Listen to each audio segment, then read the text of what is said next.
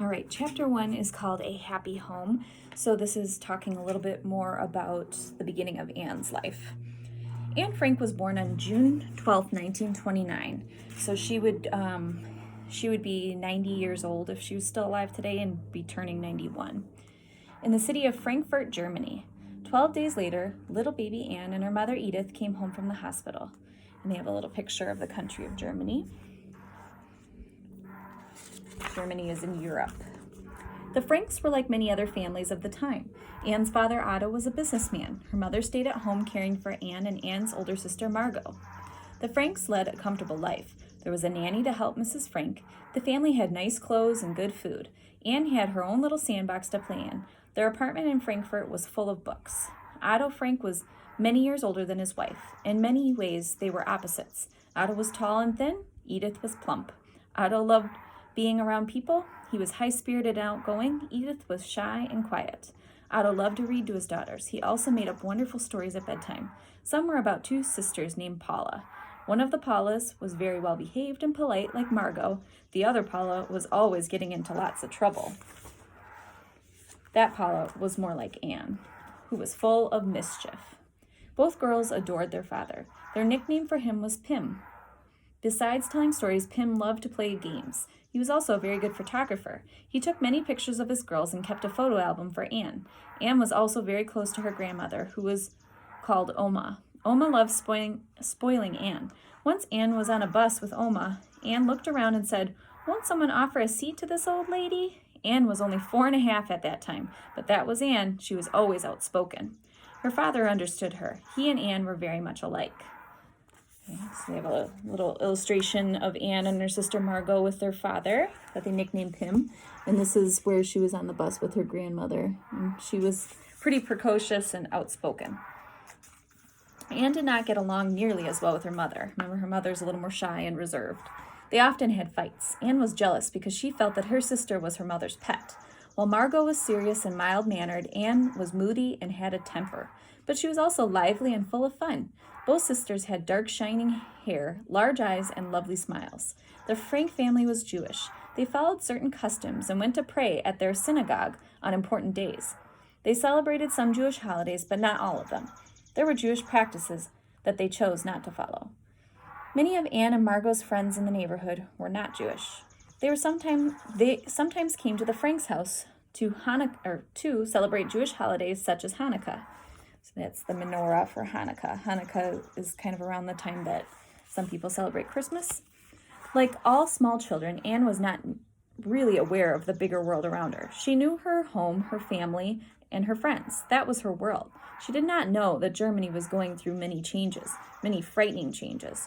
World War I had ended in 1918 with Germany's defeat. Unlike Otto Frank, many Germans were out of work after the war's end, and prices for everything, even milk and bread, were sky high. A new leader came into power in 1933, Adolf Hitler. He was head of the National Socialist or Nazi Party. Hitler made the Germans feel better about themselves. He said German people were smarter and better than any other people on earth. Pure Germans, that is, not Jews. In loud speeches before huge crowds, Hitler blamed Jewish people for all of Germany's problems. And then there's a little background here on World War I. I'll read that at the end. Anti-Semitism is a word that means hatred of Jews. There was anti-Semitism long before Adolf Hitler in many places besides Germany. Throughout the world, at different times in history, Jewish people had to live in special neighborhoods. They couldn't go to schools with Christians or hold certain kinds of jobs. But Adolf Hitler went much further. His plan was to get rid of all the Jews. Of course, he did not say that out loud, not at first. But as soon as he came to power, he started making life harder for German Jews like the Franks.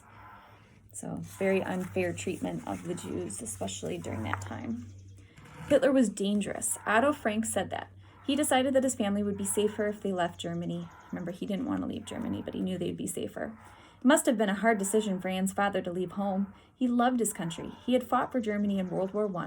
In 1933, there were more than 500,000 German Jews. In the next 6 years, more than half of them fled the country. For a short time, the family lived with one of Anne's grandmothers in Switzerland. Then in the fall of 1933, Otto Frank moved to Amsterdam. By January 1934, the rest of the family had moved there too. Amsterdam is the largest city in the Netherlands, a small country to the west of Germany. Why did the Franks pick this country? It was close by, for one thing, and Otto already knew how to speak Dutch, the language of the Netherlands. But even more important, the people were known for getting along with everyone, including Jews. In Amsterdam, Otto started a new company. It made pectin. Pectin is a powder used to make jam. The Franks moved into an apartment in the block of new houses. Girls started school. They made new friends. They learned to speak Dutch right away. Only Edith Frank had trouble with the new language. She stuck to German, which made her feel out of place in the Netherlands. Still, Otto thought that his family was now safe from Hitler, but he was wrong. And this is a picture showing you where they moved to. So from Germany, and they kind of moved down to Switzerland and then up to Amsterdam. You can see the countries surrounding it. I'm going to go ahead and read the little part about World War I to give you a little background about what the time was like. So this is showing Europe. Okay. World War I, a terrible war that lasted from 1914 to 1918, was also called the Great War. The Central Powers, Austria, Hungary, Germany, and Turkey, fought against the Allies, Russia, Britain, Belgium, Italy, France, and later on, the United States. We weren't in the war at the beginning, but then eventually we did enter the war, even though we weren't part of Europe. Eventually, the Allies won, so the side that the United States fought for did win. Germany was forced to pay a lot of money as punishment for its role in the war. This left the country very poor and many of its people very resentful. So they were angry, and resentful, meaning their anger was towards the people that they lost to. A new government was set up, a democracy, but it wasn't very strong in 1933. The Germans looked to a dangerous leader, Adolf Hitler, to make their country great again. So he had all these promises that he would make Germany more powerful, that they would have more jobs, they would be back to normal, and that's how he got a lot of people to agree with his plan, even though his plan was to hurt a lot of people and was not a good plan. World War I was also called the war to end all wars, but unfortunately it didn't. World War II began barely 20 years later. All right, so next time I will read chapter 2, and chapter 2 is called A New Home, so it's going to be a little bit more about when they lived in Amsterdam. All right, thank you.